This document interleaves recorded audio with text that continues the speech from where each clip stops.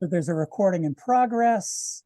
We're going live with Facebook. I just want to thank folks for joining us here today for OED Online. Let's see. Oh, Facebook's taking a second or two, so it gives me an opportunity to do my share screen bit. Just 1 second. Sometimes that happens. All right. All right, you should see a screen that says something about City of Santa Fe Office of Economic Development. I want to welcome everyone here to, let's see, to OED Online. We got some very special guests. This is maybe the biggest crowd we've had yet. We've got some great guests from the New Mexico Economic Development Department today to talk about JTIP and LEDA. Let's see. I tell you what, so I'm going to go off that screen for a second and go ahead and stop share. Great. And let's see, Peter, do you want me to pull up let me pull up your deck. So first of all, I'm just doing a very super quick, and we'll hear a little bit from each of the different, from each of our different guests, a little bit more about who they are. But we're joined by Peter Mitchell, Paige Ryan, Patrick Gannon, and Avelina Borrego. And they are all from New Mexico Economic Development Department. I feel like I'm just in like the best room ever. So let me pull over. Let's see. I'm going to pull Peter's presentation over and get that ready to go, because he's going to provide a little bit of an overview. Peter, are you ready for me to put that up? Yes, sir. Great. And just so you know, behind the scenes, I'm going to make sure it looks like Casey's been caught in the vortex outside the room. So I'm going to try and make sure that he gets in here. All right, just a sec.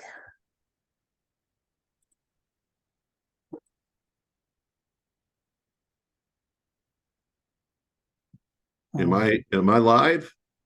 All right, you should be live. I think it looks like we've got the screen is going, and you should be, and just a little bit, so I didn't do that much housekeeping yet. But for folks who are joining us here at home, and I'm not, or at their office or wherever they are, you've got some options in how you view this. Sometimes you can have all of the panelists up on the side, or you can have the person who's speaking up on the side, but that's something you actually control while we're sharing a screen. But yeah, that's what I've got to share, and I'm going to do a few things behind the scenes. But Peter, yeah, if you'll go ahead and take it away, that's great. Okay. Good afternoon, everyone. My name is Peter Mitchell. I'm with the New Mexico Economic Development, and my esteemed colleagues, Paige Ryan and Patrick Gannon and Avelina Borrego, and we're going to talk to you. I'm going to give you a little overview about our department, and then we'll get into what I think are two of our most compelling programs for businesses, either expanding or relocating to New Mexico, or expanding or relocating. And those are our job training incentive program, known as JTIP around economic development circles, and our local economic development act program, which allows us to look into helping funding land building and infrastructure for businesses. So, but before we get there, I just want to give a little overview of our department, and then we'll get to Patrick and Avelina and the job training program. So next slide, Pete, please, Eric.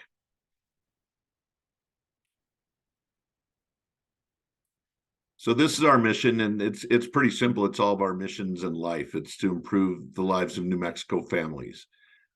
We want to do this through increasing opportunities and providing a place for businesses and citizens to thrive and have better lives economically. So let's move on with that. In our division programs, we'll get into these in more depth. We have slides for each one of them. So I'll just do the first two for starters, and then we can get into more depth as the presentation goes forward. The community business and rural development team, those are we have 6 teams throughout the state. Ms. Ryan and I represent the North Central District, which is Taos, Rio Arriba, Los Alamos, and Santa Fe counties. And what we do is we work with local businesses, educational institutions, governments, the whole crew to come together and collaborate to bring economic development initiatives to our citizens and businesses. So next, Eric, please. Next slide. And these are our other divisions. We'll get into those too as we move forward, but let's just press on. Here's kind of a map showing what I alluded to before, the 6 regions in the state where we have specific representatives from our department that cover each of these 6 regions. And again, Paige, Ryan, and myself cover the second region, which is North Central New Mexico. And so we can move on from there. And here's where I pass it off to my colleagues Patrick Gannon and Avelina Borrego. They're going to go into the job training incentive program, which I believe is perhaps our most important program and affects most New Mexico businesses and employees. And so with that, I introduce you to my longtime colleague, Patrick Gannon, and my colleague of 3 or 4 years, Avelina Borrego, and they're super and they know this very well. And take it away, you two. Great, Peter, thank you very much. Appreciate that. Eric, thank you for the invitation for us to attend your monthly workshop. Much appreciated, and the opportunity to present JTIP. Next slide, please. Yeah, so there you go. Yeah, so JTIP really is a program designed to work with companies that are what we call economic-based businesses. Those are essentially companies that are creating a product and exporting it out of the state, or providing a service and doing the same. This program allows us to assist companies in job creation, essentially covering a portion of wages while they're being trained in those new jobs. It's primarily a program designed to work with residents of New Mexico and help them advance their skill set and develop career path opportunities. Next slide, please. So again, what JTIP really does is reimburses qualified companies, essentially covering a portion of their wages for a period of time. Typically, it's anywhere between 2 to 6 months, and how those jobs are classified. And I'll get to that in another slide. Also, JTIP with qualifying companies, if they meet the eligibility for the high wage, if they meet JTIP eligibility, they qualify for the high wage jobs tax credit and the rural jobs tax credits, which I think Peter will probably touch on a little bit later. So depending on where the company is located will determine the rate of reimbursement that we can provide a company. Typically, if a company is in an urban area like Santa Fe or Albuquerque, the base reimbursement rate is 50% of the wages for, again, anywhere between 2 to 6 months. Any communities outside of Santa Fe would qualify for a 65% reimbursement. And areas around the state that are considered what we call frontier communities, which have a population of less than 15,000, would qualify for a base reimbursement of 75%. Next slide, please. Let me just do something here. I can't see my screen. So as I mentioned, that depending on where the companies are located will determine the base reimbursement. However, there is an opportunity for companies to get an additional 10% basically on top of the base, depending on if they qualify. So if a company is creating a high wage job, which is anything over 40,000 in a rural community or 60,000 in urban, the positions would qualify for an additional 5%. Additionally, if a company creates a job or hires somebody who's an honorably discharged veteran, is a recent grad from one of New Mexico's institutions of higher learning, or has aged out of the foster care system, either one of those will get an additional 5% as well. So again, potentially companies can get an additional 10% above the base reimbursement. We recently made a change to policy this year that if companies were to start working with our local workforce connection offices around the state and used additional support services such as customized recruiting efforts, hiring events that the company may need, those type of services would also qualify the company for an additional 5% reimbursement. Next slide, please. Okay, I probably don't need to go into too much detail on this one, so we can go ahead and move on. Next slide, please. So we use a tool called the ONET. It's basically the U.S. Department of Labor's job classification code system. So when companies are coming to Avelina and myself for funding for jobs or various types of occupations, part of the application process requires that they go into this national database and find an occupational code that best resembles the positions they're going to be applying for or requesting funds for. And so depending on how those positions are qualified in that database, they qualify positions based upon their level of complexity. So a job zone 1 is considered lightly skilled, and on a job zone 4 is just the opposite, more technical, where maybe the learning period might be a little bit lengthier.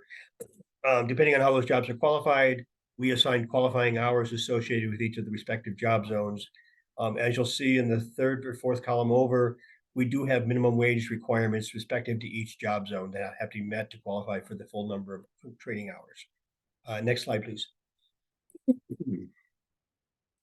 So again, I mentioned this, the types of businesses we work with are typically manufacturing. I'd say about 85% of the companies we fund on an annual basis are kind of fit in the manufacturing area. However, we do work with companies that are in what we call non-retail service-based companies. And those companies have to demonstrate that at least 50% of their income or their revenue is coming from a customer base outside of the state of New Mexico. And then, of course, we work with green industry, which don't have to meet either one of those criteria. It's just that they have to be basically, obviously, doing something that is benefiting the local economy and maybe reducing the environmental impacts, such as solar installation companies. Next slide, please. We work with a variety of companies. As Peter indicated, we work with companies that are existing and companies that are relocating and early stage startup companies. Every company that we work through or work with, they have to demonstrate that they are financially viable, essentially, meaning that they have the financial means to cover their operating expenses. So depending on where those companies are in their development, being from early stage to mature, will determine the types of documentation we have to gather to qualify companies for their eligibility. Next slide, please. Again, here's some of the stuff that we collect from employers to demonstrate that financial viability. Typically, if it's a company that's been around the block for several years, we do require at least 3 years of company financial statements of cash flow, profit and loss, and bank and balance sheets. For companies that have less than a 3-year history, we ask for financial statements for the periods that are available. But then when we start looking at early stage startup companies, then we have to dig in a little deeper that they have to demonstrate that they have the means, of course. So that could be a variety of things. A business plan, pro forma financials, which are revenue projections. Maybe the company has secured equity investment capital. So we want to see the term sheets associated with that. Do they have a line of credit? Do they have, maybe they've got an SBIR phase 1, phase 2 grant from one of the federal government state agencies or agencies. So there's a variety of documents that we'll gather depending on the nature of the company. Next slide, please. We're very specific on the type of industries we work with. Again, primarily manufacturing. So there's a lot of industry sectors here in the state that we just don't work in at all, which is, traditional agriculture, construction, extractive industries, healthcare, hotels, restaurants and retail, which is more on the hospitality side of things. When we have inquiries to our program that, are maybe from one of these industry sectors, we connect those companies to our partners through the Workforce Connection offices that oversee the federal job training program known as the Workforce Innovation and Opportunity Act. So, if there's anybody on this call today who would like to know more about that, we'd be happy to share some information on that. Next slide, please. The jobs themselves, they must be full-time year-round, at least 32 hours a week. We do fund intern positions as well. So we encourage companies to work with our local community colleges and universities. Next slide, please. So we do have what we call a ratio of 4 to 1, meaning if a company is applying for positions with us, if they want to do an administrative support position, they'd have to demonstrate that at least 4 positions are directly related to the delivery of the service or the production of the product. So that would be like 4 production technicians would allow us to do a bookkeeper, or 4 production positions would allow us to do a sales associate, that kind of thing. Next slide, please. Intern positions, I'm not really going to go too much detail because it's a little more context than I probably have time to talk about. But we do cover intern wages up to 640 hours. Interns We can cover a portion of the wages. However, for a company to benefit from the program, they'd have to extend a full-time position to the intern upon their completion of their education or completion of their intern hours or intern training period 90 days after they've completed that. Next slide, please. We can skip past this one, Eric. Next slide, please. What are the requirements of the trainees? Well, they must be new hires to the company. They must live in New Mexico for at least one continuous year prior to for at least one continuous year at any time prior to their starting with the company. We did make an exception to this rule about 2 years ago that if a company is recruiting out of state for a position that meets our high wage criteria, the 1 year residency is waived down to 1 day. However, the individual would have to relocate to New Mexico in order for it to be a qualifying position for JTIP to fund it. Next slide, please. Okay, we do make allowances for companies who work with our colleges, who maybe want to do a customized training program as part of their new hire package, meaning they're doing a kind of a blend of classroom training and on-the-job training. We can cover up to $6,000 per individual per training. So it's a great program that's really underutilized within the JTIP historically. Next slide, please. JTIP staff, there's just a small group of us. There's myself, program manager, and then there's Avelina Borrego, marketing coordinator. And then we have a fiscal agent. Her name is Jennifer Prada, who basically does everything post-board approval. We do have a board who actually approves the funding.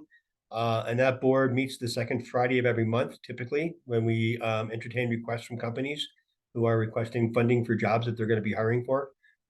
The board obviously approves the funding, and then the company has the blessings from the board to start hiring and creating those jobs. The JTIP board establishes policy. Every year we go through an annual policy amendment process to make revisions to the program to be more inclusive, if at all possible. But we also get legislative appropriations annually that sort of determines how broad we can expand the program. Next slide, please.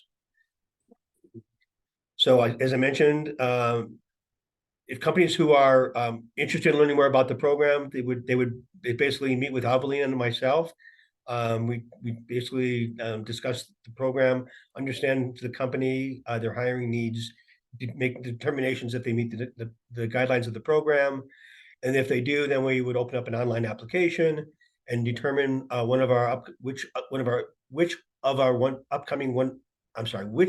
upcoming board meetings would align with the company's hiring needs. So there is a formal application process. Applications are always submitted a month before the actual targeted meeting, giving Avelina and myself the opportunity to work with the company to make sure we have a very comprehensive application for the board's consideration and review and hopefully approval. And then, of course, there's an attending our JTIP board meeting, which are in this format where we've gone virtual now for the past 3 years. Next slide, please. What happens after the board's approval? Well, companies obviously then they're awarded a 1-year grant agreement, which is basically like a contract, and the company has the first 6 months of that contract to create and hire those jobs. They actually have then a 1-year period to actually complete. They basically hire the individuals and train them to the number of hours that were awarded for the various positions. They obviously submit claims for reimbursement as individuals complete their training. The funding that is reimbursed back to the company is a cash reimbursement. It's not considered revenue, so it's not taxable. It's obviously grant money. We have no caps. So as companies continue to grow and expand operations in New Mexico, they can come back as often and as frequently as needed to help with their ongoing hiring needs. The only caveat to that is every time a company comes back to our program, we have to demonstrate that they are expanding, essentially creating net new jobs, and that we're not filling vacancies that have occurred. We are only for newly created positions. And then our JTIP staff, myself and Avelina and Jennifer, like I mentioned, we work with the companies throughout the whole project period to ensure a successful outcome. Next slide, please. And here's our contact information. And if you have any questions, obviously Avelina and I are here to address them. Thank you very much. I appreciate your time.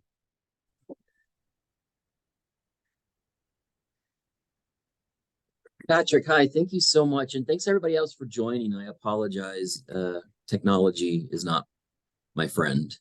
But I want I to was thank talking really everyone fast, for, so I hope everybody got I think that. it was fantastic. So Patrick, quick question. Do we have a ballpark figure? Maybe you've already done this, but how much funds you guys have distributed this year? Our fiscal year begins July 1, and we're just shy of about $10 million awarded. Wow, that's fantastic. Yeah, and we have our November board meeting, which is next Friday, the 17th. We have 8 companies on the agenda, and between the 8 companies, there's about a little over $4 million in requests. Oh, that's fantastic.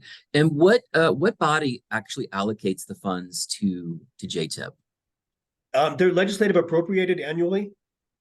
Okay. So we have our base budget that we get annually, but we also have a request for special appropriations to augment our base budget. And so that'll vary from year to year, depending on how much money we still have remaining.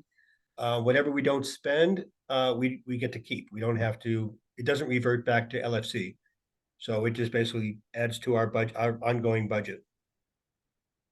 That's fantastic. Well, thank you so much, Patrick and Avalita. We really appreciate you guys being here and sharing your expertise. We're actually going to turn it over to Peter Mitchell, who is the regional rep for Santa Fe with EDAC, or not EDAC. I'm sorry, with LEDA. Whoops, I guess I need to be. Now I'm going to go ahead and share your deck again there, Peter. Is that okay? Yes, sir. Okay, great.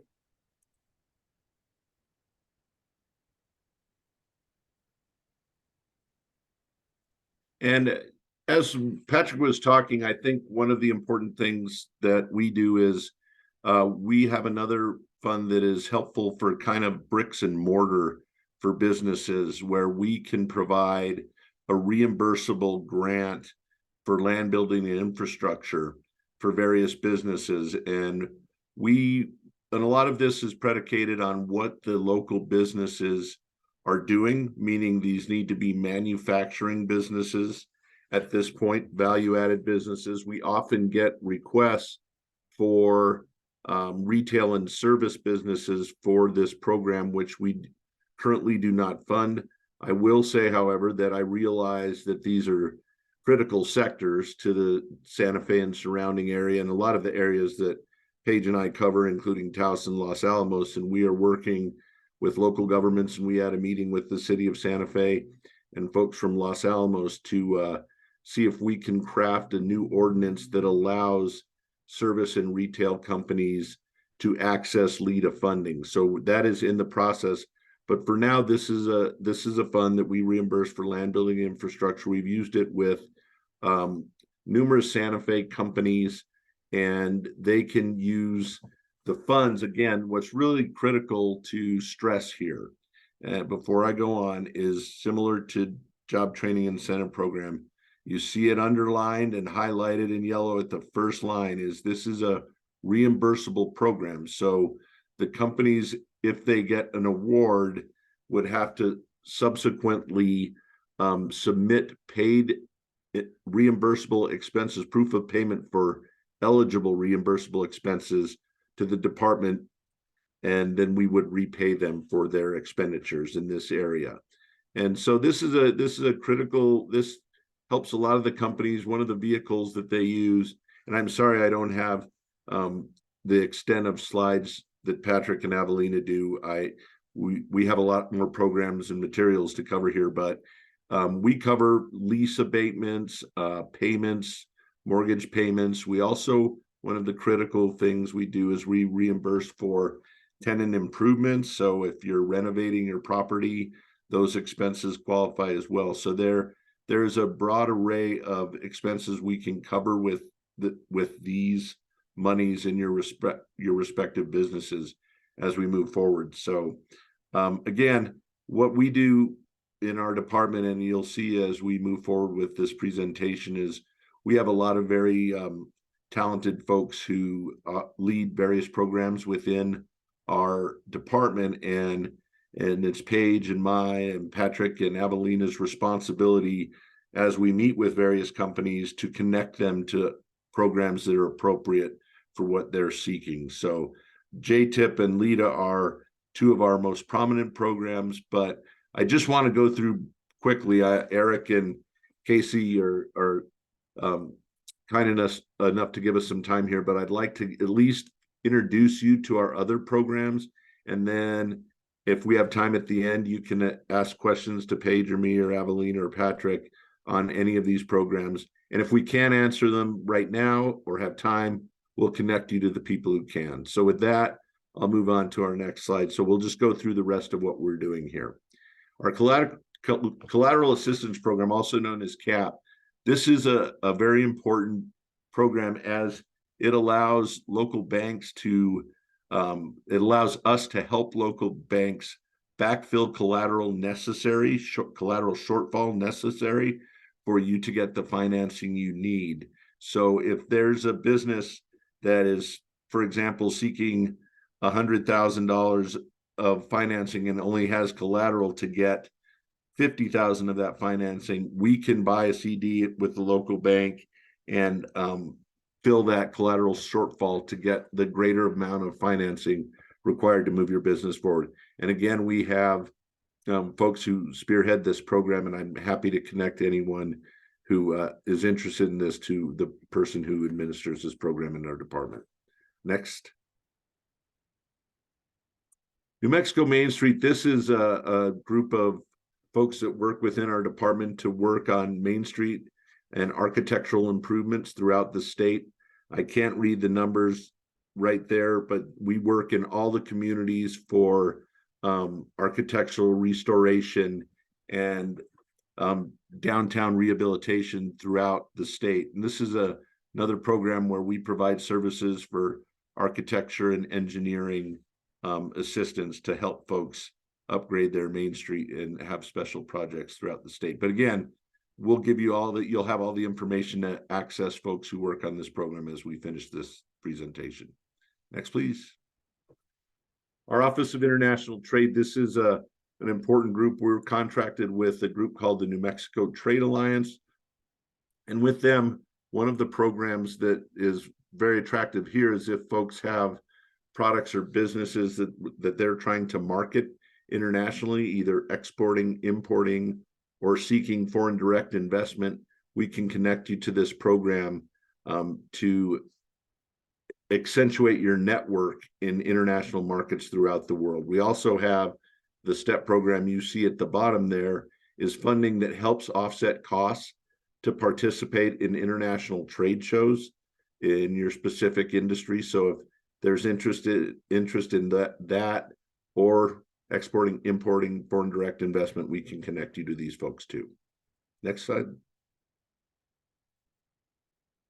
Our Office of Science and Technology. This is also a critical industry sector in Santa Fe and throughout the state, actually, one of our targets. And so we have folks that administer grants in science and technology.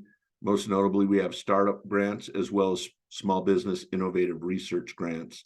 The cycles change throughout the year. So if there are folks who have interest in this, I can connect you to our team leaders there as well. Next slide. I'm sorry. This is a new department that I won't go into in great detail. We've been funded to institute justice, equity, diversity, inclusion principles throughout businesses in New Mexico. And we have a team of 2 that's rapidly growing and accessing funds that can help business owners, regardless of background, access the resources and services we have to create jobs and wealth within their businesses. So again, if there are folks out there who want to access these new resources, we can connect you to this program. It's very new. It's about a year old. Next slide. Our film office, many of you know, this is also a critical industry in Santa Fe and throughout the state. And we have several programs in here. We have tax credits available. We also have database which allows various vendors to register within our film office to be eligible to provide goods and services to companies producing films throughout the state, which is a really valuable resource as well. So let's move on from there to next slide, please. Our outdoor recreation division, this is a new division that has several kinds of funding that is also very appropriate for New Mexico and North Central New Mexico. They're outdoor equity grants, and this grant supports educational opportunities throughout the state to get children and folks outdoors and understand our great resources in the outdoor recreation world. And we also have trails and grants, trail rehabilitation grants to help folks with trail rehabilitation and habitat restoration initiatives throughout the state. And this is very helpful too, as well as our incubator and accelerator. We're investing in incubators to help them in the outdoor recreation arena to expand their portfolios within the various incubators. Next slide, please. Funded is not a final program, but this is a program where we're essentially the collaborators who bring together various funders at the local, state, and national government level to get together and hear proposals to local governments and nonprofits to see if we can't come together with our network to collaborate and find resources for these specific projects that may not be available within New Mexico Economic Development Department's programs. So this is a collaboration of funding agencies, and we have funded meetings quarterly. I think applications for projects can be submitted online to our funded administrator, and he will move them forward with to see if they're eligible to be presented in our quarterly meetings. Next slide, please. Well, I went over that. We'll move on. Communities, local governments, tribes, and nonprofits. And these are the basic things. I know we've given you a lot of material to absorb and digest. And so if you want to access these resources online, here are the two key links. And I'm sure Eric and Casey and Joanna at the city can pass this information on to those who need it. And so look there, and there's a summary, a great detailed summary of all the programs that we offer that are accessible through these two resources. Next slide, please.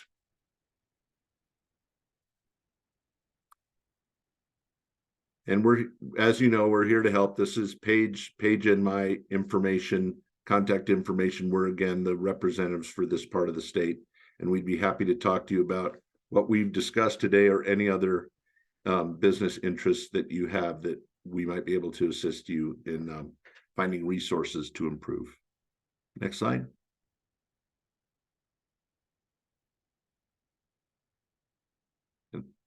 And that is the end of the presentation. This is the black slide that says, That's it. does anyone have any questions for the group?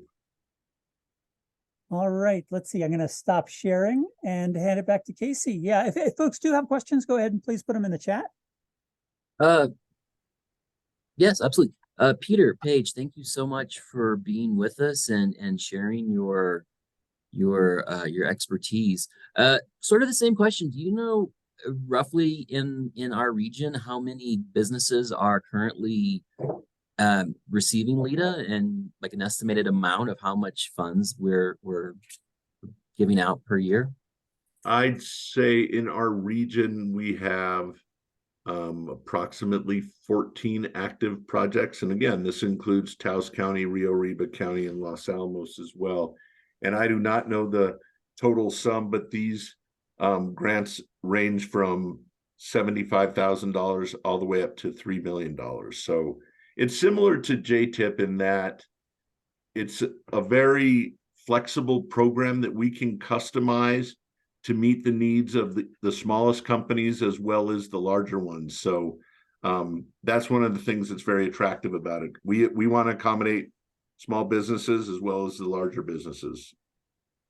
And Peter, is there any specific industry that the state is really focused on when it comes to LEDA? No, but we have 8 target industries, and off the top of my head, I'll let Patrick, Avelina, and Paige list those. But what the ones that are very attractive in this part of the state are value-added agriculture, media production, biotech, science. Those are the 3, and film, of course. But film is not supported through LEDA, but those are several of our industry sectors, and most of them in our region, I can say that are active have to do with value-added agriculture or high-tech science businesses. Perfect. Thank Is you. that right, Paige? Are there any that I'm missing? And Meow Wolf, and I don't know how you'd qualify them because they cover so many different things. So it's a wonderful company. Or emerging media, I think, maybe emerging or Sure. something along those lines. Now, that being said, speaking of existing LEDAs, how many times can a company, maybe you've already covered this before, I don't think so, but how many times can you apply for a LEDA or receive a LEDA? I know you can't have more than one at a time, but is there a cap?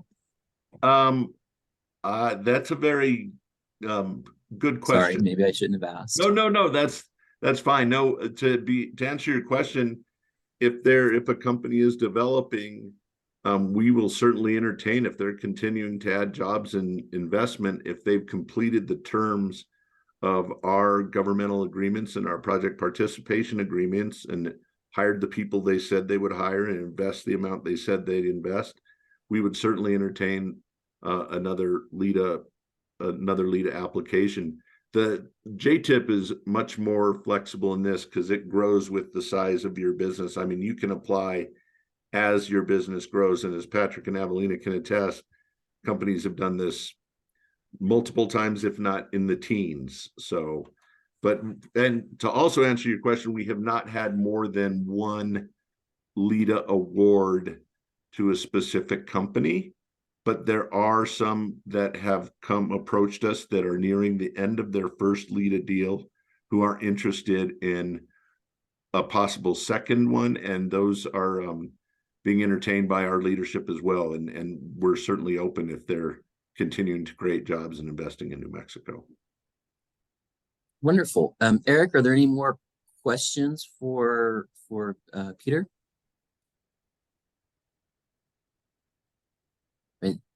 You're muted, bud. Let's see. There we go. Let's see. One question is about the difference between, and I'm not sure if this makes sense to me. So, but it's a question between like state LEDA and local LEDA. I don't know if that's, I don't know if that's accurate or what the differentiation might be. Well, the difference right now is that there are mechanisms for certain municipalities to allocate portions of their budget towards LEDA. In our district specifically, Santa Fe and Los Alamos have these resources as local governments, and they can augment our LEDA deals. But this is what I alluded to earlier. We're getting into a time where we want to entertain retail and service LEDA, and this would be solely a local government LEDA. The resources for funding the retail and service would be from local governments. Our state funding is still allocated to manufacturing and value-added business only. But there are, and that's what we are exploring throughout the state, Eric, is we're trying to get local governments realizing that there are so many small businesses that provide jobs and tax revenue to the state, trying to get them eligible for it as well. So the local governments would cover the retail and service aspects of it, and the state would still focus on manufacturing. Is that correct, Paige? Is that kind of what we understand? And then if I could chime in, Peter, if someone is unsure whether they qualify for LEDA or they're in the beginning steps and they want to make sure that they hit all their, all the metrics before they actually can reach or or are eligible for LEDA, is there a certain steps they should take, or should they just reach out to us? Or I think it's reaching out to all 6 of us in a group and beyond, because there are a lot of steps, and how it works, Casey, and it works often this way with Patrick and Avelina, is we get a lot of businesses in the nascent stages of development that have super ideas and may not have the funding initially.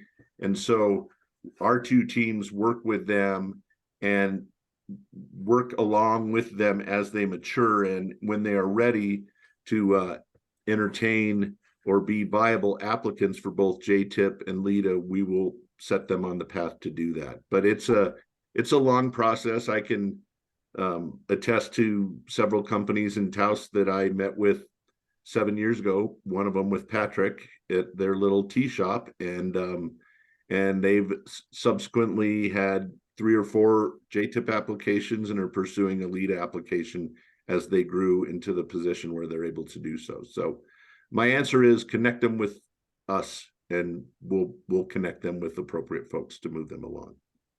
well, that's awesome. Eric, do we have anything else, or I think we're nearing our window. Let's see. Oh yeah, I'm looking. Oh, cool. Thanks. Just looking through the chat. There was a question about clawbacks. I'm not sure if clawbacks are part of this this program or not. I know I've seen that in some different areas, but I'm not sure if it's part of the LEDA approach. It is, and and I will preface this with saying that is kind of the final step as we work with businesses throughout, and we've had several that we worked with the COVID crisis and supply chain issues, and that haven't reached the numbers that we have set forth. But we work with companies as much as we can not to institute clawbacks. But a clawback is a critical part of the equation in that we are custodians for state taxpayers, and what we invest in is what everyone on this call and everyone presenting invests in as taxpayers. And so we want to be able to recoup our dollars if things don't go as we expect down the line. But the real moral of the story is we're here to help, and we want businesses to succeed, and are flexible, and will work with our leadership in the governor's office to do everything we can to keep people going. And even if you're not in Santa Fe, there are great people with economic development that you can talk to as well. Sure. No, and there are people that are a lot smarter than me throughout the state that work for our department that do super jobs. And we all work together to exchange ideas and best practices. And so it's a very impressive team. And I think we do a good job throughout the state. Absolutely, 100% agree. You guys are awesome. And I think it's a great moral. A lot of people sort of think there's like us versus the state, like as far as like business owners versus the state and it's like, no, we're actually, these are tools that are in place to help support and nurture businesses, to grow them. And we are big on economic gardening, and we want to grow what's in our backyard, and we want those companies to stay and invest and really just create a ecosystem that we can really flourish with. So thank you everyone on this panel. Eric, I think can we go to the final kind of clip? There we go. So again, thanks everyone for being here. Again, I do apologize for my tardiness, but we want to let you know we do have some upcoming events happening throughout the city.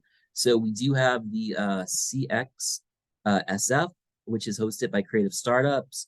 If you go to their page, you can find out more about it, as well as the city is a sponsor. And then on the November 16th, we have the Women's Leadership Luncheon, which is hosted by the Santa Fe Chamber of Commerce.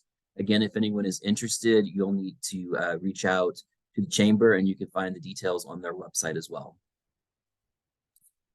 And can I ask one final question? I know we're wrapping up, but Yes, sir, absolutely. can the city folks send us a list of those who are participating in this webinar and their contact information so that if we can help them, we will? That may be an Eric question, but I think we can get some type of information to you, Peter. That's great. Thank you. Yeah, glad to. I'm trying to find the mute button here. Yeah, no worries. And then again, if you have information, if you are on this, if you're online right now, and if you have information you want, or even if you just have some questions about OED, you can contact me. I'm Casey Dalbor. I am the Business Growth Manager for the Office of Economic Development. Our contact is contactoed at santafe.nm.gov. And as always, and we will always push this, click the link and join our newsletter. Lots of information. We're just really there to push that out and make everyone aware of what's going on. So with that, Eric, thank you so much as always for running this as smoothly as possible. I want to thank all of our panelists, and I want to thank everyone who's just joined us to learn more about JTIP and LEDA. I thank you all, and have a good one. Thank you. Thanks, everyone.